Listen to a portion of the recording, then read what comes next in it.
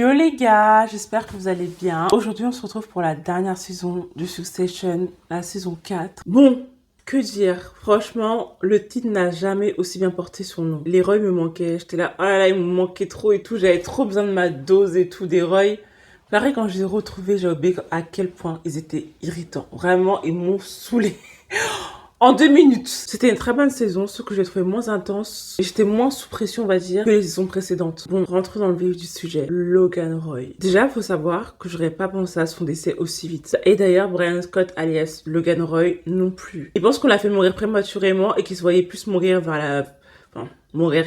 Il voyait plus Logan Roy mourir vers l'épisode 5 ou 6, tu vois. D'ailleurs, c'est vrai que j'étais très surprise, en fait. Je pensais pas qu'ils allaient faire mourir aussi vite. J'ai même cru à un plan sadique de la part de Logan. Je me suis dit, mais c'est bizarre et tout. On voit pas son corps. Vas-y, on voit juste un mannequin. Sur le coup, oui, c'est un mannequin, mais on voit qu'un mannequin et tout. Enfin, on voit vraiment pas son corps. Arrête, c'était sadique de vouloir voir son corps, mais généralement, quand quelqu'un décède dans les séries, j'ai l'habitude qu'on voit son corps et tout, tu vois. Ou quand même qu'on voit, bon, il y a pas de flashback, généralement. Dans Succession, mais tu sais qu'on voyait un peu le flashback, peut-être, de son décès, genre comment ça arrivait et tout. Là, niet. Donc je me suis dit, vas-y, c'est faux. Et en plus, comme par hasard, c'est qui appelle? C'est Tom. Je me dis, c'est trop bizarre. Mais finalement, non, c'est la fin. Genre, vraiment, je me suis dit, c'est réel. Qu'est-ce qui va se passer, en fait? Et ma foi, ça nous a permis de pas bâcler les épisodes du style post-décès, du style enterrement, tout ce qui est contrat, etc.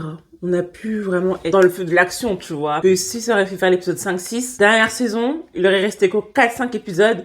On aurait dû enchaîner, alors que là, on a vraiment pu prendre notre temps. Bon, parlons des rats. Même quand papa n'est plus là, ils sont toujours là à se mordre la queue, à s'arracher la queue, si je peux le dire même. Mais avant, on repense au moment de complicité qu'ils avaient eu dans la cuisine chez leur mère. J'ai trouvé ça trop mignon. C'est vrai, j'ai oublié que c'était une fratrie, en fait. J'avais oublié que c'était une fratrie, que c'était des frères et sœurs, qu'ils avaient grandi ensemble et qu'ils s'aimaient. J'avais oublié ça. Et bon, je pense que c'est le dernier moment d'amour, si on peut dire.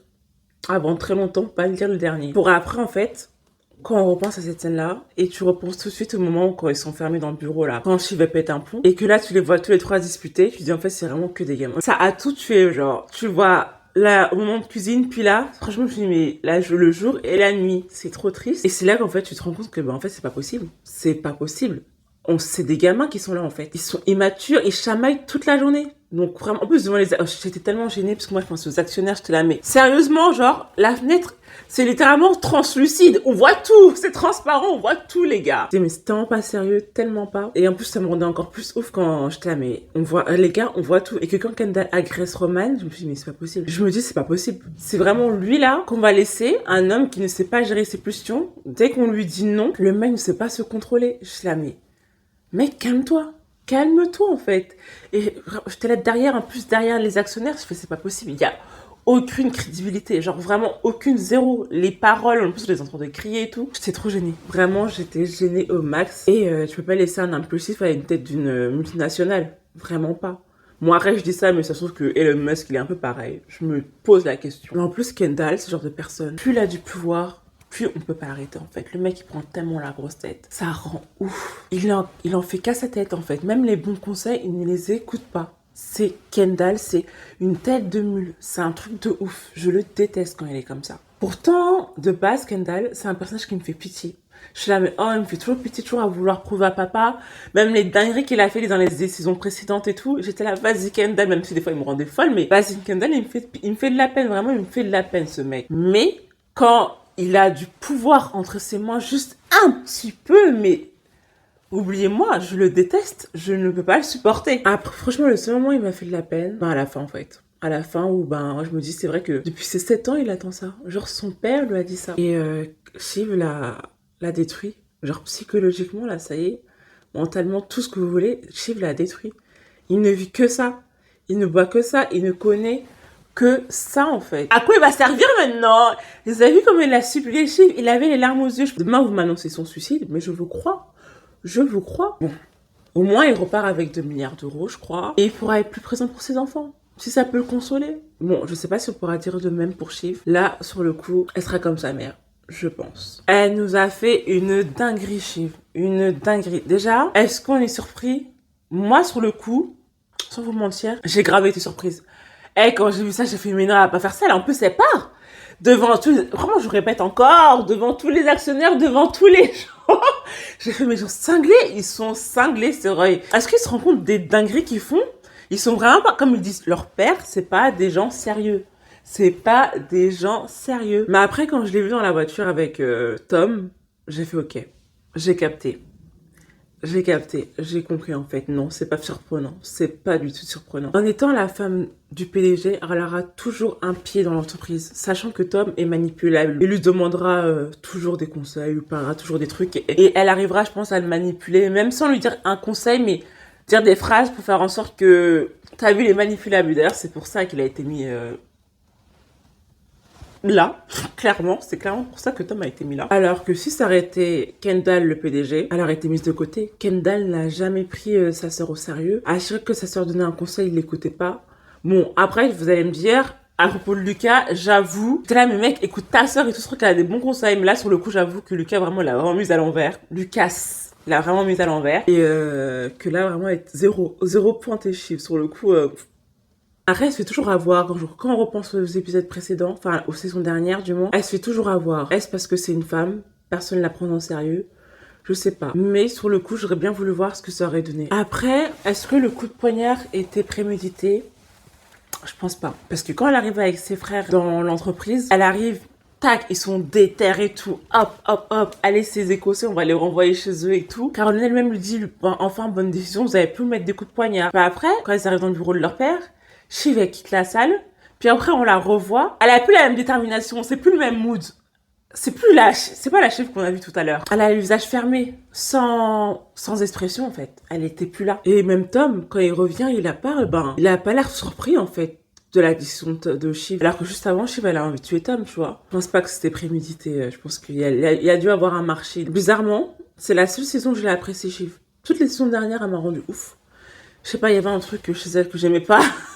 Et là, bizarrement, c'est la seule saison que je vais apprécier. Bref, Roman, mon petit bébé, il me fait trop de la peine. Ouais, c'est là la nuance. Vous voyez, Kendall me fait pitié. Kendall, c'est un mec qui fait pitié. Roman, c'est un mec qui fait de la peine. Là, il a la nuance. Finalement, parmi la fratrie, c'est lui qui ressort gagnant. Après, j'espère vraiment que ça ira pour lui. Parce que vraiment, elle est clairement pas prise au sérieux par les actionnaires, par personne d'ailleurs. Il me fait de la peine. C'est vraiment lui le plus sensible et le plus manipulable de la fratrie. Contrairement aux deux autres, j'ai peu de choses à dire sur lui. À part que, en fait, il devrait clairement s'éloigner de tout ça. Pour sa santé mentale, clairement, il devrait s'éloigner de tout ça. Il devrait s'éloigner, prendre du temps pour lui, appeler Jerry, lui dire, s'il te plaît, Jerry, reviens. Je suis désolée. Vivre sa meilleure relation love-to-love avec lui. Avec elle, pardon. C'est la maman qu'il a toujours rêvé, en fait. Clairement, c'est la maman dont il a toujours rêvé. C'est elle qu'il lui faut. Bref. Connor, en bichette, parlez vite fait de lui, parce que quand même, il fait partie de la fratrie, même s'il est très fortement délaissé et pas respecté par ses frères et sœurs. Miskin. Même le jour de son mariage, clairement, genre, le papa qui vient pas à son mariage, zéro, tout pointé. Et bon, malheureusement, il est décédé, mais zéro tout pointé quand même. J'ai trop pensé à lui quand il était au téléphone avec Tom et que Kendall et Roman, c'était là, il faut appeler Shiv et tout pour qu'elle dise au revoir à papa, nani, non, je là, mais vous appelez Shiv, mais personne n'appelle Connor. Genre, Connor est là aussi. Genre, c'est là, mais Connor existe. J'avais vraiment trop de peine pour lui, il est vraiment mis de côté. Bon, qui vit sa meilleure vie avec sa femme, là. Mais quand j'entends dire que son père ne l'a jamais aimé et que finalement il est triste parce qu'il n'a jamais pu le rendre fier, ça fait de la peine, enfin, de la peine. Pas m'enrage, que c'est un mot bon exagéré, mais je me dis vraiment, le Canora, il a réussi. Il a détruit vraiment tous ses enfants. Tous ses enfants.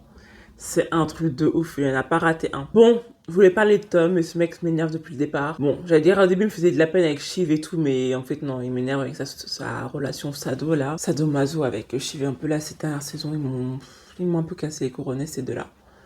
Mais ça fonctionne, enfin, ça a fonctionné pour eux. Là, je sais pas ce que ça va donner, mais voilà. Puis en plus, être derrière toujours le gagne et tout, faire le toutou, vraiment, il m'a rendu ouf. Toutes ces saisons, faire le bouffon, le toutou derrière le gagne. J'avais envie de le même mec. Mais vraiment, j'étais là, mais Shiv, qu'est-ce que tu fais avec ce mec en fait? Shiv, qu'est-ce que tu fais avec ce mec? Bon, finalement, ça a payé. Ça a payé. Il est PDG, quoi. C'est un truc, franchement, Tom, qui aurait cru, genre? Qui aurait cru? C'est bolos. Et vraiment, c'est un bolos. Il m'énerve. Et en plus, elle se comporte trop mal avec Greg. En plus, ça m'énerve encore plus. Et d'ailleurs, Greg, je ne comprends pas pourquoi on le bolosse comme ça. Le mec, il fait 2,01 m. J'ai regardé sur Google.